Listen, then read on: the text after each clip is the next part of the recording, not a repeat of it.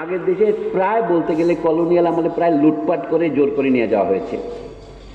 তার মধ্যে দু একটা বিখ্যাত উদাহরণ আছে। ভারত থেকে ময়ূর সিংহাসন নাদির শাহ নিয়ে গিয়েছিলেন ইরানে, সেটা সেখান থেকে ব্রিটিশ মিউজিয়ামে গিয়ে স্থান পেয়েছে। অথবা মিশরের ইজিপ্টের আলেকজান্দ্রিয়াতে পাওয়া রোসেট্টা স্টোন যেটা বলে, যেখানে হিয়েরোগ্লিফিক বা পবিত্র লেখা লেখা আছে, মিশরের পিরামিডের যে সমস্ত রাজারা ছিলেন তাদের আমলে যে ভাষায় লেখা হতো, যেটা আমরা পড়তে পারতাম না। নেপোলিয়ন যখন মিশর জয় করেন 1797 সনে, তার 2-3 বছর পরে 1799 দিকে এগুলি ফ্রান্সে নিয়ে যাওয়া হয়। ফ্রান্সে এক ভদ্রলোক এটার পাঠ শেষ পর্যন্ত উদ্ধার করতে সমর্থ হন 1821 সনে। আমি ঘটনার জটিলতাটা আপনাদের বলছি। এই ফরাসি ভদ্রলোক যার নাম সম্পিয়ন 1821 সনে এর অর্থ উদ্ধার করতে সক্ষম হন। এটা যে একটা ভাষা, এই বিভিন্ন তারা আঁতি বুকি যে অর্থহীন নয়, তাতে একটা ভাষা আছে, এবং এটা যে প্রাচীন মিশরের লোকদের ধর্মীয় ভাষাকে ওখানে রূপ দিয়েছে সেটা লিখিত হয়। এখন আমরা এটা পড়তে পারি, যদিও বা সিন্ধু সভ্যতার অনেক অক্ষর এখন আমরা পড়তে পারি না। এগুলো এখনো ইংরেজিতে বলে ডিসাইফার করা হয় নাই, ওগুলি সাইফারই আছে। তাহলে সেদিক থেকে আপনি বলতে পারেন যে এটা একটা উপকার হয়েছে, কিন্তু এটা এখন ব্রিটিশ মিউজিয়ামে গিয়ে জায়গা পেয়েছে। এই জন্য বলছি, আপনি যদি ইউরোপের, বিশেষ করে নেদারল্যান্ডসের, ইংল্যান্ডের, জার্মানির বিভিন্ন রকমের সংগ্রহশালা যান, অনেকগুলো মিউজিয়াম আছে, আর্ট মিউজিয়াম, সেই কাহিনীটা আমি পরে আসতেছি। এই যে সমস্ত জিনিস এথনোগ্রাফিক মিউজিয়াম, অর্থাৎ আমাদের এলাকার মানুষের নানা রকমের জন্য মানুষের হাড় গোড়ও রক্ষা করছে। বিশেষ করে মার্কিন দেশে আপনারা জানেন, এখনকার যুক্তরাষ্ট্রে সরকারি হিসাবে, আমি কয়েক বছর আগের কথা বলছি, হিসাবটা এখন বাড়বে কমবে না, প্রায় 1500 মিউজিয়াম আছে, যেখানে বড়গুলির স্মিথসোনিয়ান হচ্ছে সবচেয়ে বড়, কিন্তু ছোট ছোট প্রায় 1500 মিউজিয়াম মার্কিন দেশে কার্যকর আছে। এগুলির প্রধান ভোক্তা হচ্ছে ছাত্র সমাজ, গবেষকরা এবং ভ্রমণকারীরাও যায়। মানে অর্থাৎ ইতিহাসটাকে জীবন্ত এবং মূর্ত করে তোলা, যেখান থেকে আমরা মূর্তি শব্দটা পেয়েছি। বিমূর্ত হচ্ছে যার রূপ দেখা যাবে না, আর যার রূপ দেখা যাবে মূর্ত। এটা হচ্ছে এই জন্য শিক্ষা প্রতিষ্ঠান। কিন্তু যে দুটো তর্কের প্রশ্ন আমি করলাম, সেটা হচ্ছে আপনি কি সংগ্রহ করবেন, সেখানে প্রশ্ন আছে। আপনি কি এটা বৈধভাবে সংগ্রহ করবেন না অবৈধভাবে সংগ্রহ করবেন। একটা বৈধতার রূপ দিয়ে আমি তো এটা কিনে নিয়েছি, কার কাছ থেকে? এক ডাকাতের কাছ থেকে। তাহলে এটাকে বৈধতা অর্জন করলো? আমার বাবা ডাকাত ছিল, কিন্তু আমি তো বাবার সন্তান, আমি তো বৈধভাবে তার উত্তরাধিকারী। আমাকে কি বাবার অপরাধের জন্য আমাকে শাস্তি দেওয়া যাবে? এই নৈতিক প্রশ্নগুলো রয়েছে, আমাদের সমাজেও আছে। কিন্তু ইউরোপীয় মিউজিয়ামের ইতিহাসটা হচ্ছে, যেটাকে এখন ভালোবেসে আমরা দক্ষিণ বলি, আগে বলতে তৃতীয় বিশ্ব, সেই তৃতীয় বিশ্ব থেকে বেশিরভাগই লুটপাট করে নিয়ে যাওয়া, নামমাত্র মূল্যে অথবা মূল্য না দিয়ে, অথবা নানা রকম ছল এবং চাতুরি করে। সেই জন্য মিউজিয়ামের কথা আসলেই তখন মনে হয় যেন মিউজিয়াম কেন মনে হয় একটা যেন গোরস্থান, কবরখানা। যে কবরখানা জিনিসটা তো বিষণ্ণ জায়গা, কিন্তু এটাকে আনন্দদায়ক জায়গায় রূপান্তরিত করতে হলে কি হবে? সেখানে আমরা বিভিন্ন জায়গায় লেবেল লাগাবো, এবং মাঝে মাঝে ট্যাক্স থাকে, পাথরের মধ্যে খোদাই করে আমরা লিখি, দেখা যায় এটা এইদিকে যান, এটা এই গলিতে যান, এখানে এই বিষয়, এটা এই বিষয়, অনেকটা লেকচারের মতো কাজ করে। তখন প্রশ্ন হয়, কে কথা বলছে? তার মানে এটা অলরেডি আমি কর্তৃত্বের ভার গ্রহণ করেছি। আমি নিজেও যদি ডিরেক্টর হয়ে থাকি, আমার এটা চাকরি যে আপনাকে শিক্ষা দেওয়া, এবং তাতে একটা অনুমান হয় যারা দেখতে আসে তারা আমার মতো শিক্ষিত নয়। তাদের একটা ইংরেজি নামই আছে, লেইটি। এটা খ্রিস্ট ধর্ম থেকে এসেছে। ক্লার্জিম্যান যারা ধর্মগুরু, যারা ধর্ম শিক্ষা দেন, পুরোহিত, ইমাম যারা, আর যারা সাধারণ মানুষ তাদেরকে লেম্যান বলে। ওই লেম্যানের সংক্ষিপ্ত রূপ হচ্ছে লেইটি। তো জাদুঘরে যারা দেখতে আসেন, ধরে নেওয়া হয় তারা জাদুঘরের পরিচালক হচ্ছে কম শিক্ষিত, সুতরাং তাকে শিক্ষা দেওয়ার একটা দায়িত্ব তো আপনার আছেই। কিন্তু এখন জাদুঘর সম্পর্কে যে নতুন আলোচনা হচ্ছে পাশ্চাত্যে, তাতে আমি দেখতে পাচ্ছি যে আপনি দর্শকদের কাছ থেকে শিখবেন। সেখানে মানুষের সাথে, আমরা যখন রাস্তায় কারোর সাথে দেখা হয়, ভয় তার ছিনতাইকারী হতে পারে। আমি নতুন লোক দেখলে অন্ধকারে বিশেষ করে গা ছমছম করে ওঠে। কিন্তু যখন আপনি বিশ্ববিদ্যালয়ে আসবেন, কারোর সাথে আপনি নির্ভয়ে কথা বলতে পারেন। একইভাবে জাদুঘরে যারা জাদু দেখতে যান, জাদু শব্দটা বেশ মজা, তারা পরস্পরের সাথে পরিচিত হয়ে ওঠেন। এটা সেই অর্থে একটা সামাজিক মিলন কেন্দ্রও বটে। চিড়িয়াখানা হচ্ছে জীবন্ত প্রাণীর সংগ্রহশালা, আর এখানে আমরা ধরে নিই অধিকাংশই অজীবন্ত প্রাণীর সংগ্রহশালা। সোজা কথা হচ্ছে, আমার অতীত সম্পর্কে আমরা জানতে হবে কেন? বর্তমানে সারা পৃথিবীতে একটা প্রবণতা দেখা দিয়েছে, এটাকে বলে সব জায়গায় হেরিটেজ সোসাইটি গড়ে উঠেছে। বাংলাদেশের রাজশাহীতে দেখলাম এটা খুব বেশি। হেরিটেজ সোসাইটি রাজশাহী একটা আছে, বেশ সক্রিয়। তার মানে আগের ঐতিহ্য সম্পর্কে জানার মানুষের আগ্রহ, আপনি বলবেন স্বাভাবিক, আমি ওইখানেই প্রশ্নটা তুলছি। এই আগ্রহটা স্বাভাবিক বটে। যেমন পদ্মা নদী দিয়ে পানি যখন প্রবাহিত হয়, গঙ্গা থেকে এসে পদ্মা এসে বঙ্গোপসাগরে পড়ে, এটাকে আমরা স্বাভাবিক বলবো, কারণ স্বভাব থেকে জাত। স্বাভাবিক মানে প্রাকৃতিক। কিন্তু এখন ফারাক্কা যদি আপনি বাদ দেন, পানির প্রবাহকে যদি আরেকটি খাতে প্রবাহিত করেন, প্রবাহিত করার জন্য আপনাকে 30-40 কিলোমিটার ফিডার ক্যানাল করতে হয়, এটাকে স্বাভাবিক বলা যাবে না। এটা হলো সাংস্কৃতিক, এটা রাজনৈতিক হস্তক্ষেপ নদীর প্রবাহের উপর। আমি হরপ্রসাদ শাস্ত্রীর একটা কথা বারবার উদ্ধৃত করতে পছন্দ করি। মহামহোপাধ্যায় হরপ্রসাদ শাস্ত্রী তিনি বলতেন যে গঙ্গার স্রোতকে বাঁধ দিয়ে আবার হিমালয়ের দিকে প্রবাহিত করা যাবে না। তো আমরা আধুনিক যুগে একটা টিকা বা টিপ্পনি কেটে বলতে পারি, তবে এটাকে বাঁধ দিয়ে, ফারাক্কায় বাঁধ দিয়ে এটাকে দক্ষিণ দিকে প্রবাহিত করা যাবে, পূর্ব দিকে প্রবাহিত না করে। জাদুঘরেও এই ধরনের কোনো ঘটনা ঘটে কিনা, এই হচ্ছে আমার প্রশ্ন। আপনি জাদুঘরের জিনিসগুলো শুধু রেখে দিলে হবে না, এগুলো দেখাতে হবে, এবং কিভাবে দেখতে হবে সেই শিক্ষাটাও তারা দিয়ে থাকেন, ফরম্যাটিং করেন। এবং সেইখানে ইতিহাসের কোন জিনিসটা আপনি রাখবেন, কোন জিনিসটা রাখবেন না, এটা আপনি জানেন। আগে কোন কার ছবি ছিল পিছনে, এখন কার ছবি উঠতেছে, অথবা ছবিটা নামিয়ে ফেলেছেন, দু একটা প্যারেকের শূন্যস্থান দেখা যাচ্ছে। এটা শুধুমাত্র জাদুঘরে নয়, ভাইস চ্যান্সেলরের অফিসগুলোও তা দেখা যায়। তার মানে হচ্ছে ইতিহাসে যখন ঘটনা পরিবর্তন হয়, দেখা যায় বর্তমানে পরিবর্তন হলে অতীতকে আপনি কিভাবে দেখবেন, অতীতের কোনটাকে গুরুত্ব দেবেন, কোনটাকে গুরুত্ব দেবেন না, সেটা ধরা পড়ে। সুতরাং আমার সমস্যা হচ্ছে এই তিনটা জিনিসই ইতিহাসের সাথে জড়িত, এটাই আমার বক্তব্য। গ্রন্থাগার আসলে আমাদের যেটাকে আমরা বিজ্ঞান চর্চা বলি, আমরা সেটা সামাজিক বিজ্ঞান কি প্রাকৃতিক বিজ্ঞান, কোনোটাই ভিন্ন নয়। এই সবগুলো হচ্ছে ঐতিহাসিক বিজ্ঞান। মানুষ যে মাত্রায় বাস করে, এটার নাম চতুর্থ মাত্রা, যেটা আমরা চোখে দেখি না, তার নাম সময়। আমরা জানি মানুষের ওজন আছে, মানুষের উচ্চতা আছে।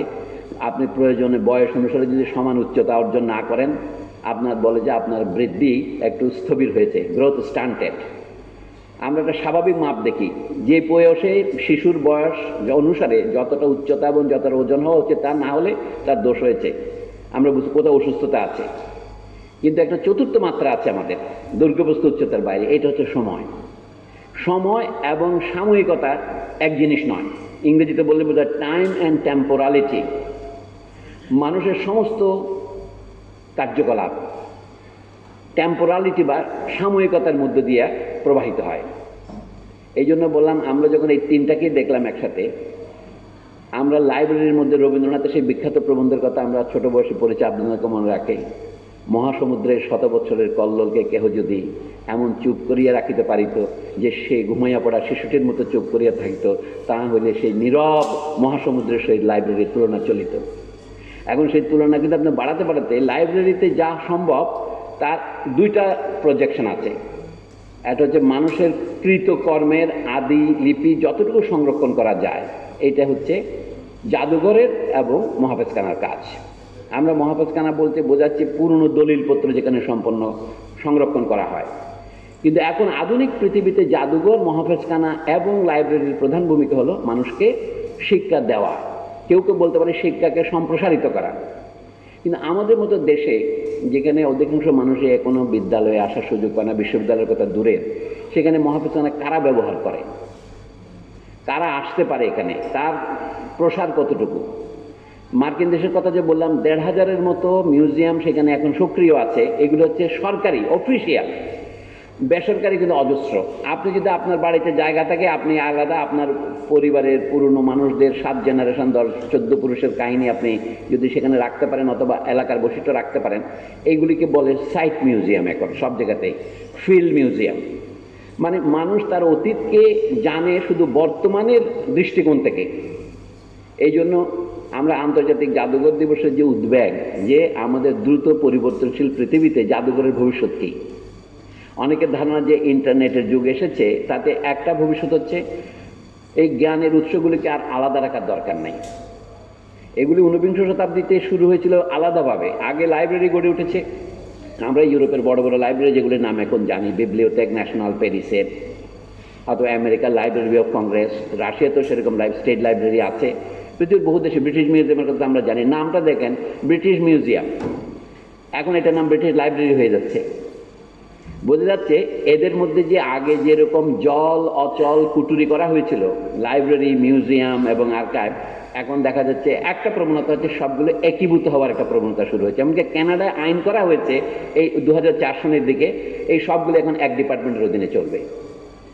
আমাদের দেশে ধরেন সংস্কৃতি মন্ত্রণালয়, তারা আছে না প্রত্নতত্ত্ব বিভাগ, এখানে তার অধীনে আপনি লাইব্রেরি নিয়ে আসছেন, তো নানা রকম পরীক্ষা নিরীক্ষা চলে। আমি বলছি সবগুলোর মূল প্রশ্নে আমরা না গিয়ে শুধু এটাই বলি, তাহলে লাইব্রেরি কতটুকু আমাদেরকে সত্যের সন্ধান দিতে পারে।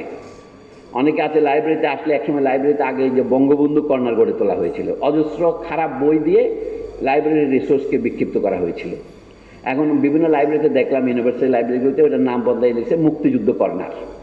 আপনারা যেমন হয়তো কোনো কোনো হলের নাম বদলাই এখন দিচ্ছে না বিজয় 24 হল, সেরকম মতো লাইব্রেরিতে বিজয় 24 কর্নার হবে।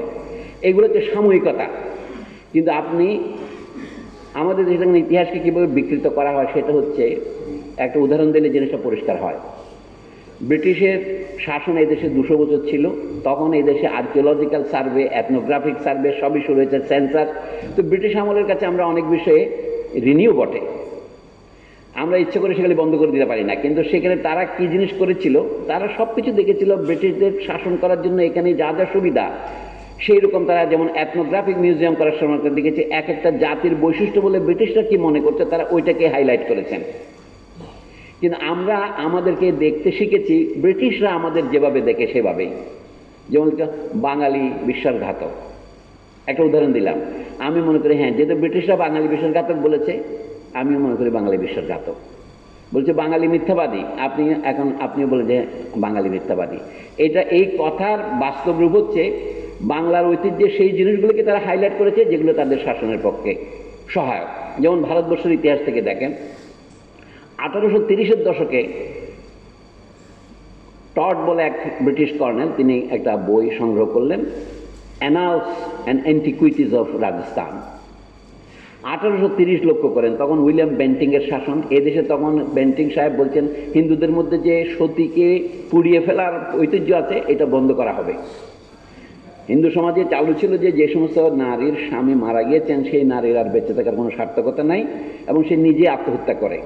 কিন্তু বাস্তব সত্য ছিল তার অন্যান্য আত্মীয় স্বজন, তার দেবর, ভাসুর, শ্বশুর এবং তার বাপের বাড়ির লোকেরা ওই মেয়েকে স্বামীর চিতায় তুলে দিত। সবাই এটা করতো, এটা কথা নেই, কিন্তু এটা তাদের মধ্যে মাঝে মাঝে হতো।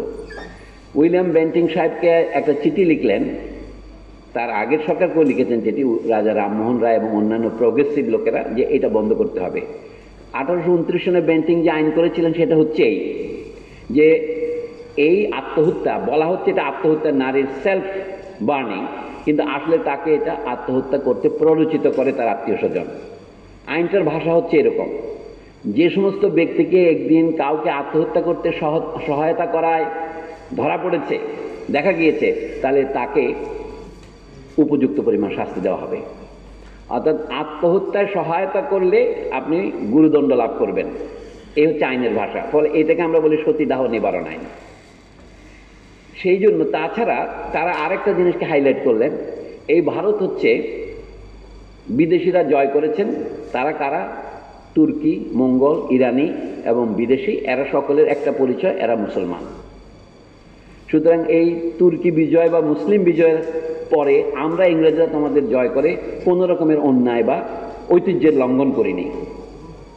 সেই জন্য তারা অ্যানালস অ্যান্ড অ্যান্টিকুইটিসে দেখিয়েছেন যে রাজস্থানের মেয়েরা যখন দেখলো তাদের স্বামী সন্তানেরা পরাজিত হয়েছে বিদেশি বিজেতার হাতে, তখন তারা দলে দলে জহর ব্রত অবলম্বন করেছে। মানে তারা বিষকে প্রাণ দিয়েছে, অথবা তারা আগুনে গিয়ে পুড়ে আত্মহত্যা করেছে। এবং সেইটা যে সময় ব্রিটিশ সরকার আইন করে বাংলাদেশে বিশেষ করে নারীদের সতীদাহ বন্ধ করার চেষ্টা করছেন, সেই একই সময়ে কিন্তু টডের রাজস্থান নামক বই, যেটা ইংরেজিতে বললাম অ্যানালস হিস্ট্রি অ্যান্ড অ্যান্টিকুইটিস, প্রাচীন ইতিহাস, এই অ্যান্টিকুইটি কথাটার মধ্যে আছে একটা জাদুঘর ভাব আছে। দেখাচ্ছেন যে উনি লোককাহিনী সংগ্রহ করেছেন রাজস্থান থেকে, এখানে বহু মেয়ে এরকম আত্মহত্যা করেছিল তাদের দেশ মুঘল তুর্কিদের দ্বারা বিজিত হওয়ার পর। তাহলে ওই জিনিসটাকেই তারা হাইলাইট করেন। এই জন্য গোটা ঊনবিংশ শতাব্দীর যত বাংলা সাহিত্য, যত উপন্যাস লেখা হয়েছে, সবকিছু হচ্ছে এরকম, এই দেশ জয় করেছিল বিদেশি মুসলমানরা এবং তাদেরকে তাড়িয়ে ইংরেজরা এসছেন, সুতরাং ইংরেজরা আমাদের মিত্র। এই বাণীটা কিন্তু এই অ্যানালস এন্ড অ্যান্টিকুইটিস থেকে শুরু করে আরো শত শত গবেষণার ভিতর দিয়ে এসেছে। এটা ছিল ভারতে আর্কিওলজিক্যাল সার্ভেও শুরু হয়েছে কিন্তু 1857 বিদ্রোহের পরে।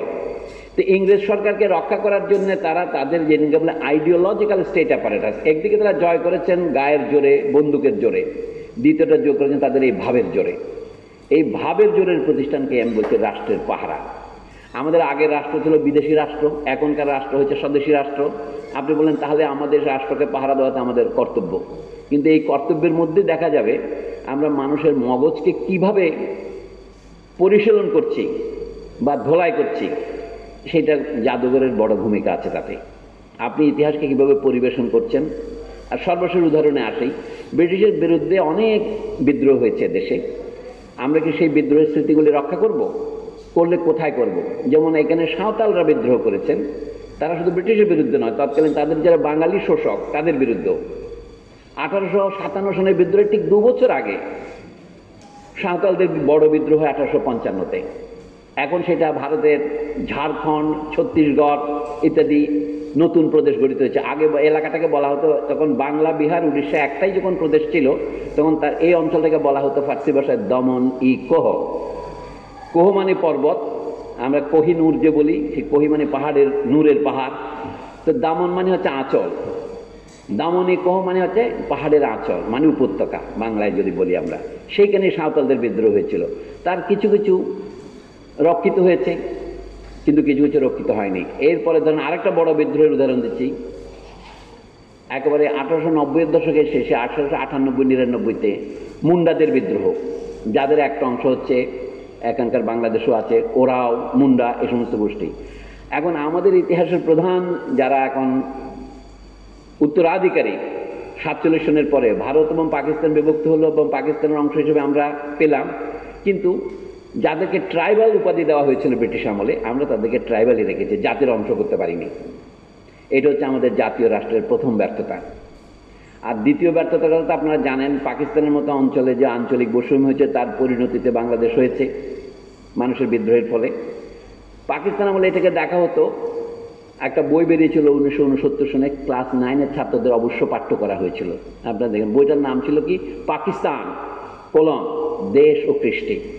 এটা 9ম শ্রেণীতে বাধ্যতামূলক করা হয়েছে, ইতিহাসের বই। আমাদের দেশের ছাত্ররা তখন এর বিরুদ্ধে আন্দোলন করে যে এই পাঠ্য বই আমরা গ্রহণ করব না। এখন একটা নৈতিক প্রশ্ন আসে, 9ম শ্রেণীর ছেলেমেয়েরা এটা পড়ার আগে বুঝলো কি করে এটা তাদের পড়তে হবে না? মানে তাদের মা বাবেরা, তাদের গুরুজনরা বলেছে এটা পাকিস্তানি আদর্শে শিক্ষিত করার জন্য। এমন ইতিহাস লেখা হচ্ছে 5000 বছরের পাকিস্তান, সিন্ধু সভ্যতা থেকে শুরু করে উত্তরপ্রদেশ সীমান্ত প্রদেশ হচ্ছে পূর্ব বাংলা লোকদের ঐতিহ্য। মাঝখানের 1200 মাইলের বা 1300 মাইলের যে ভারত, সেটাকে লুপ্ত করে দিয়ে। এখন ভারতেও একটা সমস্যা আছে। ভারতের প্রাচীনতম সভ্যতার নিদর্শন এখন পাওয়া যাচ্ছে যে অঞ্চলে, সেটা পাকিস্তানে। সিন্ধু সভ্যতা যেটা আমরা বলি হরপ্পা এন্ড মহেঞ্জোদারো, তারপরে আরো আবিষ্কার করেছে ফরাসি নৃতাত্ত্বিকরা, মাটি খনন করে এবং বিভিন্ন গবেষণা করে 1974 সনে বেলুচিস্তানে একটা জায়গায় দেখিয়েছেন, মেহেরগড় নামে জায়গায়, যে সেখানে অনেক জিনিস পাওয়া গেছে যাতে ভারতীয় সভ্যতা, যেটাকে আমরা আগে বলতাম সিন্ধু সভ্যতা, এটা তার চেয়েও আরো 5000 বছরের পুরনো। মানে এখন থেকে হিসাব করলে প্রায় 10,000 বছর আগে। তার মানে আগে মনে করা হতো একসময় ভারতবর্ষের ইতিহাস একসময় লেখা হতো আর্যরা এসেছে যীশু খ্রিস্টের 1500 বছর আগে, এর আগে ভারতের কোনো ইতিহাস ছিল না। এখন সিন্ধু সভ্যতার এই খনন হয়েছে মাত্র 100 বছর আগে, 1925 সনে প্রথম এটা আবিষ্কৃত হয়। এখন ঠিক 101 বছর হলো যে বলা হলো যে কি ভারতের ইতিহাসটা দেখা, যেখানে ঠিক ওই 3500 বছর না, তারও আগে হতো, এটা কয়েক হাজার বছর আগে সিন্ধুদের সভ্যতা বিলীন হয়ে গেছে। হচ্ছে এইটাই এখন এইরকম জায়গা 1,500 থেকে 2000 জায়গা আবিষ্কৃত হয়েছে হরপ্পা মহেঞ্জোদারোর মতো। তার কিছুর বেশিরভাগ ভারত, পাকিস্তানে, কিছুটা ভারতেও। গুজরাট পার হয়ে, রাজস্থান পার হয়ে একেবারে আপনার তামিলনাড়ু এবং মহারাষ্ট্র, মারাঠা পর্যন্ত এই জায়গাগুলো ছড়িয়ে ছিটিয়ে আছে। এই ধরনের শহর অজস্র ছিল। অনুমান করুন 1500-এর মতো শহর ছিল যেগুলো তথাকথিত আর্যদের আসার আগে। তাহলে আপনার সম্পূর্ণ ইতিহাস বদলে গেল। আমি এক জায়গায়, মানুষ তো কিছু বললে কেবল ভুল রিপোর্ট করে। আমি যে কার্ল মার্কস লিখেছিলেন হেগেলের অনুকরণে ভারতের কোনো ইতিহাস নাই, কারণ কার্ল মার্কস এটা লিখতেছেন 1853 সনে, সিন্ধু সভ্যতা এটা আবিষ্কারের 80 বছর আগে। তো উনি আর কি বলবেন? এমন এটাও ঠিক যে ভারতীয়রা তখন ইতিহাস লিখতেন না, তারা লিখতেন কিংবদন্তি। এখন রবীন্দ্রনাথ ঠাকুরের মতো লোক বলছেন রামায়ণ মহাভারত এগুলি আমাদের ইতিহাস, কিন্তু ইউরোপীয়রা বলছে এগুলি ইতিহাস নয়, এগুলি কবিতা। যে অর্থে হোমারের ইলিয়াড এবং ওডিসি এগুলি গ্রিসের কবিতা, কিন্তু এখন এগুলিকে গ্রিসের ইতিহাসের উপাদান বলা যেতে পারে। পরে 19বিংশ শতাব্দীর শুরুতে গ্রিসের নানা অঞ্চলে প্রত্নতাত্ত্বিক খনন কার্য, মানে সিন্ধু সভ্যতার 100 বছর আগে গ্রিসের এই খনন কার্যগুলো শুরু হয়েছে। গ্রিসে, তুর্কির পশ্চিমে, আনাতোলিয়ায়, যেটাকে এশিয়া মাইনর বলতো, যে সমস্ত নগরীর কথা আমরা বলতাম ট্রয়, এগুলি মাটির নিচে, এগুলি এখন খুঁজে আবিষ্কার হয়েছে। কাজে প্রত্নতত্ত্ব যেখানে রাখা হয় আমরা সেটাকে বলতে প্রত্নতাত্ত্বিক মিউজিয়াম। আর যেগুলিকে আমরা বলি নানা রকম জাতি উপজাতি, হাজার, এই বাংলাদেশের পার্বত্য চট্টগ্রামে নানা জাতি আছে, কিন্তু দেখেন যেহেতু আপনি ক্ষমতাশালী, আপনি তাকে জাতি না বলে উপজাতি উপাধি দিয়েছেন। এই যে আমি বলছি জাদুঘরের এটা দায়িত্ব, জাদুঘর কি তাকে জাতি লিখবেন না উপজাতি লিখবেন, এই সিদ্ধান্ত আপনাকে নিতে হবে। আর জন্য আপনি রাষ্ট্রের পাহারাদার হলে আপনি উপজাতি লিখবেন, আগে বলা হতো। এখন তাদেরকে সমান সংখ্যা দিয়ে কিছু আসা যায় না। এখন আপনি বলেন একটা কোয়ালিফিকেশন দেবেন ক্ষুদ্র জাতিসত্তা, তাহলে আপনিও তো আরেকজনের মাপে ক্ষুদ্র, আপনার মাপে সে ক্ষুদ্র। কাজে এই যে ক্ষুদ্রত্ব এবং বৃহত্বের এই যে মাপ দেওয়া, এটাই হচ্ছে রাষ্ট্রের পাহারা দেওয়া। কিন্তু যদি আপনি সত্যের সাধনা করেন, সত্যের সাধনা হচ্ছে জগৎ জুড়িয়ে এক জাতি আছে, সে জাতির নাম মানুষ জাতি। কিন্তু আমরা নিজেকে মানুষ বলার চেয়ে বেশি বলতে আগ্রহী। এখন আমি বাঙালি না বাঙালি, আমরা বেশি বলতে, এখনো বাংলাদেশে এই অসুখ আমাদের মধ্যে এখনো পুরোপুরি যায় নাই। আমরা নিজেকে বিশেষ কোনো ধর্মের অনুসারী হিসেবে যেভাবে পরিচিত করতে চাই, মানুষের হিসেবে পরিচিত করতে চাই না। এই রোগের উৎপত্তি কিন্তু অনেক আগে। ইউরোপীয়রা আমাদেরকে বলেছে কালা আদমি। এই কথাটা আমি বানাচ্ছি না, কাজী নজরুল ইসলামের লেখা পড়ে দেখেন। নজরুল ইসলাম বেশি দিন আগে নয়, 1920 সনে একটা পত্রিকা সম্পাদনা করতেন, নাম ছিল নবযুগ। তিনি মাত্র যুদ্ধক্ষেত্র থেকে ফিরেছেন, 1 বছর হলো। মুজাফর আহমদ, আমাদের সন্দীপের কমরেড মুজাফর আহমদ এবং নজরুল ইসলাম মিলে এই পত্রিকা বের করতেন। এটার প্রকাশক ছিলেন মজার শেরে বাংলাকে ফজলুল হক। সেই পত্রিকাতে তিনি অনেকগুলো সম্পাদকীয় লিখেছিলেন 1920-তে। তার মধ্যে একটা প্রবন্ধ কালা আদমিকে মারছে আর কি ইংরেজরা, আরেকটা প্রবন্ধের নাম ছিল মুহাজিরিন হত্যার জন্য দায়ীকে। বইটা বের হয় 1922 সনের অক্টোবর মাসে। আমার ঘটনাচক্রের তারিখটাও মনে পড়ছে, 26 অক্টোবর। তার আগের দিন বের হয়েছে নজরুলের বিখ্যাত কবিতার বই অগ্নিবীণা, 25 অক্টোবর। কিন্তু 23 নভেম্বর 1922 সনে এই বইটা সরকার বাজেয়াপ্ত করে, ইংরেজ সরকার। একটা ছোট্ট বই, 60-80 পৃষ্ঠার বই, যুগবাণী বইটার নাম। তাতে এই কালা আদমি কথাটা ছিল। আমাদের দেশের লোককে মারার জন্যে ইংরেজরা পরোয়াই করতো না। যে ঘটনা ঘটেছে 1919 সনের এপ্রিল মাসে, মানে পয়লা বৈশাখের অনুষ্ঠান হয় না আমাদের, সেরকম অনুষ্ঠানে পাঞ্জাবের অমৃতসরের কাছে জালিয়ানওয়ালা বাগ বলে একটা ছোট্ট বাগান, জালিয়ানওয়ালা বাগানে মানুষ প্রতিবাদ করতেছে। একজন নেতাকে ব্রিটিশ সরকার পিটিয়েছিল, লালা লাজপত রায়কে।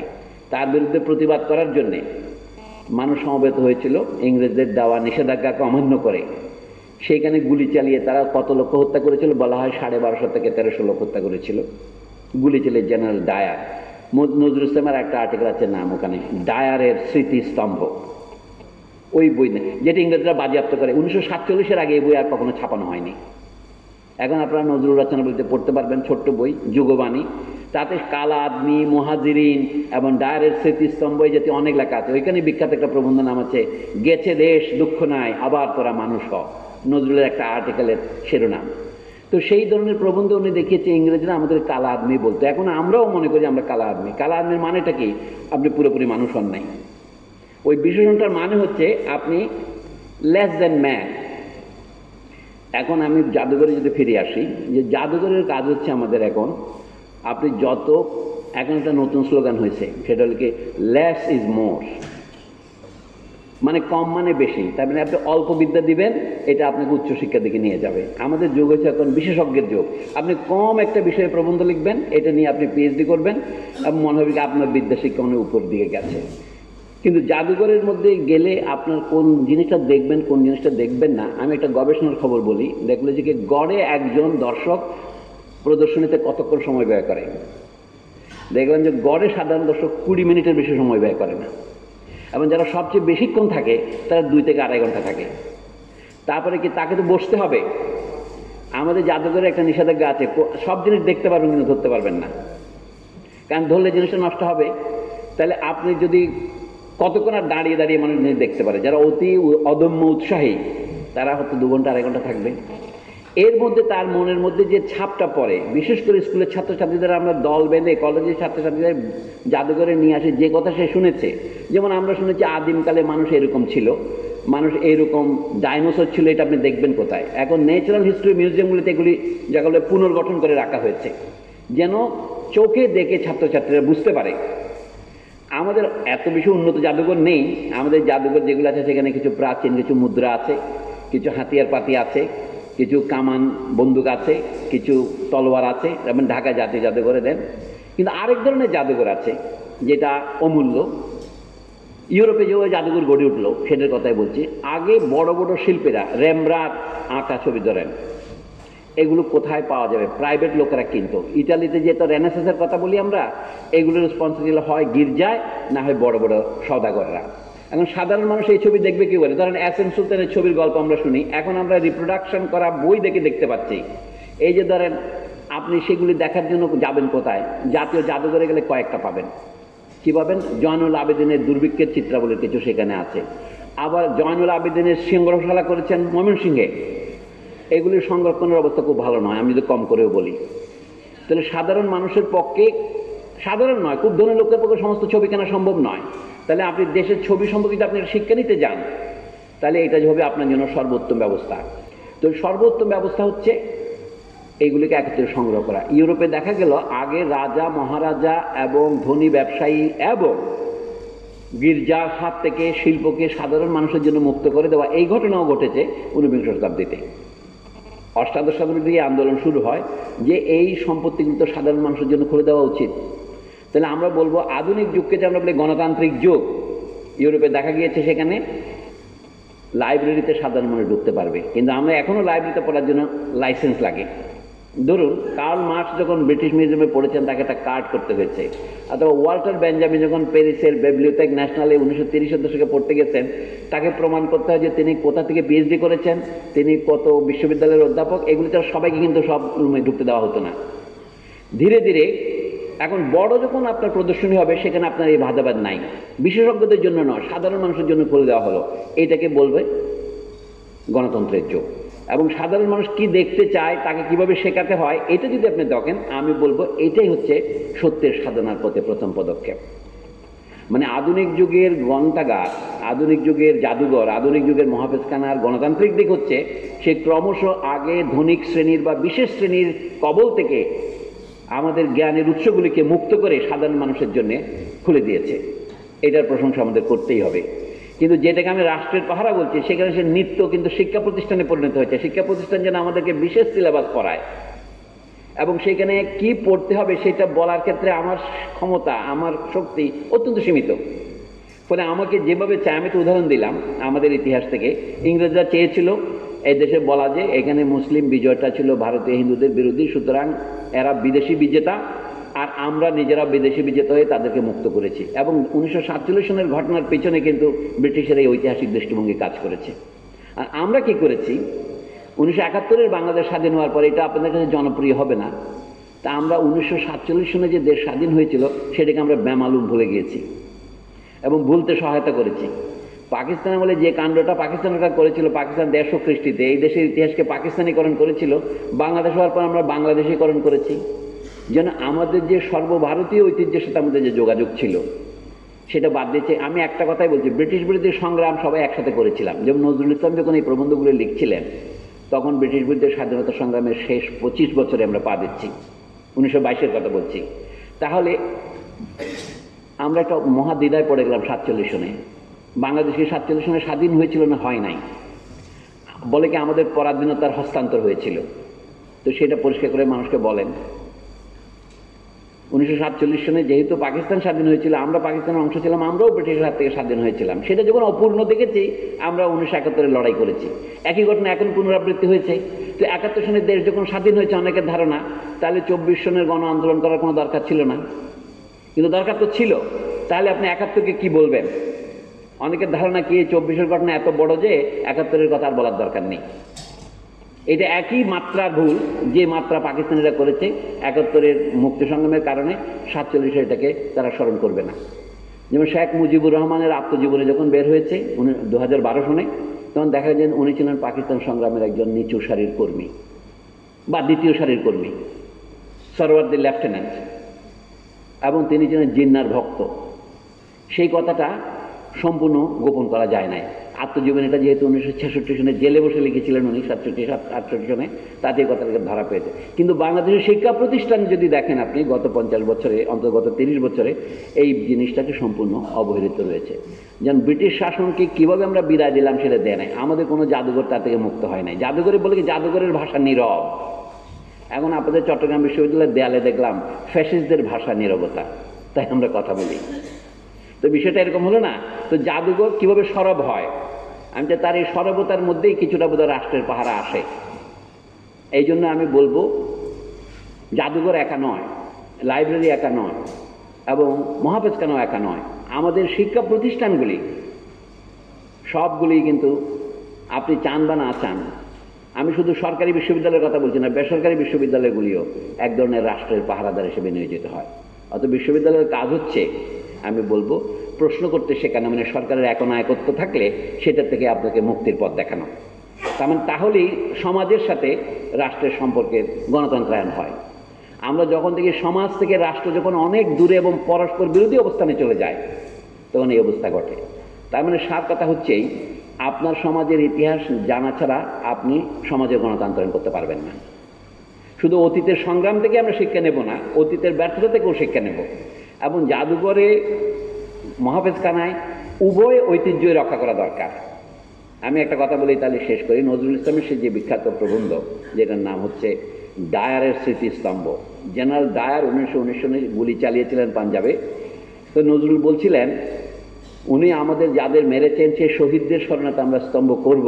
আমাদের এমন একটা স্তম্ভ করা দরকার যেটা ভারতবর্ষের সমস্ত প্রান্তর থেকে দেখা যাবে। জেনারেল ডায়ারের নামে আমরা একটা মূর্তি করব। এখন ভারতে যেমন পটেলের নামে করেছে, যেটা ভারতবর্ষের যে কোনো প্রান্ত থেকে দেখা যাবে, যে জন্য মানুষ ওটাকে দেখে ঘৃণা করবে, ওটাকে লুকানো যাবে না। এটাও জাদুঘরের বৈশিষ্ট্য। সেটা করতে আমরা কি প্রস্তুত? ধরেন আমাদের দেশে যে অত্যাচার হয়েছে, যে গোলাগুলি হয়েছে, জালিয়ানওয়ালাবাগে 1213 লোক মারা গিয়েছিল একদিনের গুলিতে। আমাদের গত সংগ্রামে মেয়েছে, জাতিসংঘই বলছে 1400 লোককে হত্যা করা হয়েছে শুধু জুলাই এবং আগস্ট মাসের কয়েকদিনে। যদি তার আগের বছরগুলিকে ধরেন, তাহলে কত মারা গিয়েছে এবং কত অন্যায় বেআইনি হত্যা হয়েছে। তাহলে সেগুলোর স্মৃতিকে বজায় রাখা দরকার। শুধু শহীদ মিনার করে নয়, যারা এই শহীদের উপর গুলি চালিয়েছে তাদের জন্য তো ঘৃণার স্তম্ভ করা দরকার। আপনি বলেন আমরা ঘৃণা প্রচার করতে চাই, আমরা শান্তির প্রচার করতে চাই, তাহলে কিন্তু আপনি সত্যের পাহারা দিচ্ছেন, সত্যের সন্ধান করছেন না। অর্থাৎ আপনাকে যে হত্যা করেছে তাকে যদি আপনি ভুলে গিয়ে শুধুমাত্র শহীদ স্মৃতিতে তর্পণ করেন, এটা হবে না। আমাদের ইতিহাসের সবচেয়ে, আমি সাম্প্রতিক ইতিহাসের ব্যর্থতা বলি, যেহেতু 1947 সনের আপনি কোনো উদযাপন করছেন না। বাংলাদেশে দেখেন রাজনীতি কি খারাপ জিনিস। 1857 সনের বিদ্রোহ নিয়েও কোনো উদযাপন নেই। বিশ্ববিদ্যালয়ের ছাত্রদের মধ্যে তা নিয়ে আলোচনা হয় না, অন্তত প্রকাশ্যে সরকারিভাবে হয় না। এই ব্যর্থতার সাক্ষী আমরা আছি। আমি বলছি যে পাকিস্তান আমলে সিপাহী যুদ্ধের 100 বছর যখন পূর্ণ হয়, 1857 থেকে 1957, ঢাকার সমস্ত পত্রিকা, ইংরেজি পত্রিকা বিশেষ সংখ্যা বের করেছিল। কিন্তু সিপাহী যুদ্ধের 150 বছর পূর্তি হয়েছে 2007 সনে। বাংলাদেশের সরকারিভাবে কোনো দিন উদযাপিত হয়নি এবং কোনো পত্রিকা বিশেষ সংখ্যা বের করেনি, যদিও ভারত এবং পাকিস্তানে করেছে। সেদিকে বাংলাদেশে আমরা ভয়ানক পিছিয়ে আছি এবং আমাদের ইতিহাস জ্ঞান অত্যন্ত দুর্বল। যদি বাংলাদেশের ইতিহাস জ্ঞানকে শুধু বাংলাদেশের ইতিহাসের মধ্যে রাখেন, তাহলে মারাত্মক হবে। তবে এটা সত্য যে একটা বিশ্ববিদ্যালয় যে জায়গায় অবস্থিত, তার জাদুঘরের সেই এলাকার ইতিহাস ঐতিহ্যের প্রতিফলন বেশি হবে। এখন আমি এই কথা দিয়ে শেষ করি। একটা সমস্যা কি, এখন জাদুঘর ইত্যাদির সমস্যা হচ্ছে আমাদের দেশের ওভার সেন্ট্রালাইজেশন। সব কিছু জাতীয় জাদুঘরে থাকবে, অন্য কোথাও কিছু থাকবে না। এটা একটা মারাত্মক সমস্যা। সবার জন্য ওই জাদুঘরে শিক্ষা নেওয়ার জন্য ঢাকা শহরে গিয়ে আপনার শাহবাগের সেই স্থলে যেখানে গাড়িও চলে না এখন, সেখানে গিয়ে আপনাকে দাঁড়াতে হবে। এটা অত্যন্ত অন্যায় এবং ইতিহাসের প্রতি বিশ্বাসঘাতকতা স্বরূপ। মার্কিন দেশের চেয়েও আমাদের জন্য বিপুল ঐতিহ্য আছে। আমি একটা উদাহরণ দিয়ে শেষ করি। আপনারা জানেন প্রায় 30 বছর আগে একটা বই বের করেছিলেন এক আমেরিকান অধ্যাপক রিচার্ড ইটন। এই 30 বছর পরে এটা দ্বিতীয় সংস্করণ বের হয়েছে। 1994 সালে এটা বের করেছিলেন অক্সফোর্ড ইউনিভার্সিটি প্রেস। আমাদের দেশে এটা পুনর্মুদ্রণ হয়েছিল, দিল্লি থেকেও পুনর্মুদ্রণ হয়েছিল। সেই বইটাতে তিনি বাংলাদেশের ইতিহাসে চট্টগ্রামের গুরুত্বটাকে অনেক বেশি তুলে ধরেছিলেন। বিশেষ করে সিলেট এবং চট্টগ্রামে ইসলাম প্রচারের কাহিনীটাকে তিনি হাইলাইট করে বলছেন, বাংলাদেশের বেশিরভাগ মানুষ ইসলাম ধর্ম গ্রহণ করেছিল সেই ত্রয়োদশ শতাব্দী বা চতুর্দশ শতাব্দীতে নয়, এমনকি ষোড়শ শতাব্দীতেও নয়। এটা হচ্ছে উনি বলছেন এই সপ্তদশ অষ্টাদশ শতাব্দীতে, মুঘল আমলে। এটা হলো তার গবেষণা। এবং এটা বলছে চট্টগ্রামে এসে এটার প্রচার থেমে গেল কেন। উনি বলেন চট্টগ্রাম হচ্ছে সীমান্ত প্রদেশ, সিলেট হচ্ছে সীমান্ত প্রদেশ। তার গবেষণার কেন্দ্র মুখ হচ্ছে চট্টগ্রাম এবং সিলেট। তিনি চট্টগ্রাম আদালত থেকে কয়েকটা দলিল বের করেছেন অষ্টাদশ শতাব্দীর মুঘল আমলে, যেখানে জমি পাট্টা দেওয়া হয়েছে। ওই পাট্টাতে বলেছে আপনার এই কাজের জন্য আপনাকে এই পরিমাণ জমি দেওয়া হলো, 175 একর, খুব ছোট ছোট প্লট দেওয়া হয়েছে তালুকদারি। সেগুলির ভিত্তিতে লোকজন সেই জঙ্গল আবাদ করে এই মহাল নয়াবাদ এই সমস্ত লেখে এগুলিতে মানুষ বসতি স্থাপন করেছে।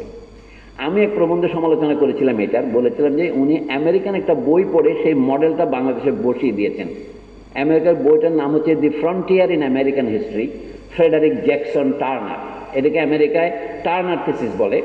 1890 নাগাদ আমেরিকার বিজয়, অর্থাৎ আমেরিকান ইন্ডিয়ান যাদের বলা হতো, রেড ইন্ডিয়ান, তাদেরকে পরাজিত করে নিউ ইয়র্ক থেকে ক্যালিফোর্নিয়া পর্যন্ত সমস্ত দেশ দখল হয়ে গেছে। এখন আর ওরা নাই, ওদেরকে সবাইকে রিজার্ভেশনে ঢুকিয়ে দেওয়া হয়েছে। এই থিসিসটা লিখেছিলেন 1890-তে একটা প্রবন্ধ আকারে ফ্রেডারিক জ্যাকসন টার্নার, পরে আকারে বই হয়। তার মানে হচ্ছে আমেরিকার সীমান্ত পৌঁছে হয়ে গেছে যখন সে আটলান্টিক উপকূল থেকে প্রশান্ত মহাসাগরের উপকূলে পৌঁছে গেছে, অর্থাৎ বিজয় সম্পূর্ণ। সেই মডেলটাকে হুবহু যন্ত্রের মতো বাংলাদেশে প্রয়োগ করে রিচার্ড ইটন সাহেব বলেছেন যে মুঘলদের বিজয়ের সীমা চট্টগ্রামে এসে থেমে যায় এবং সিলেটে এসে থেমে যায়। এরপরে তারা পাহাড়ের মধ্যে প্রবেশ করতে পারেনি।